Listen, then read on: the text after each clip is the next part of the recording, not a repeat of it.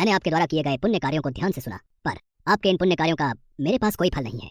यदि आपने कोई और पुण्य किया है तो वो भी बताएं, शायद उसका कोई फल मैं आपको दे पाऊं। महाराज, जब आप मेरे द्वारा किए गए इतने सारे पुण्य कार्यों के बदले भी मुझे कोई फल नहीं दे रहे, तो आगे के और कार्य बताकर भला मुझे क्या फायदा होगा। मुझे आज्ञा दीजिए महाराज, मैं चलता हूँ। जब सेठ वापस जाने लगा तो राज सैनिकों ने राजा के कान में कुछ कहा और राजा ने सेठ को आवाज लगाई।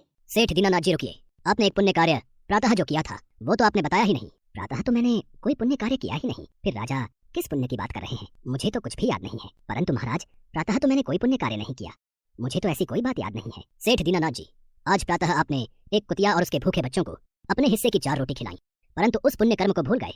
आपके द्वारा किए गए उस पुण्य के बदले जो भी मांगना चाहते हो मांग लो, वो आपको मिल जाएगा। महाराज, मेरे मन में एक प्रश्न है जो मैं जानना चाहता हूँ। मेरे द्वारा किए गए पिछले सभी पुण्य कार्यों का कोई मूल्य नहीं है, और एक कुतिया को खिलाई गई 4 रोटी, फिर इसका मूल्य क्यों? हे सेठ, जो पुण्य करके तुमने याद रखे और गिनकर लोगों को बता दिए, वो सब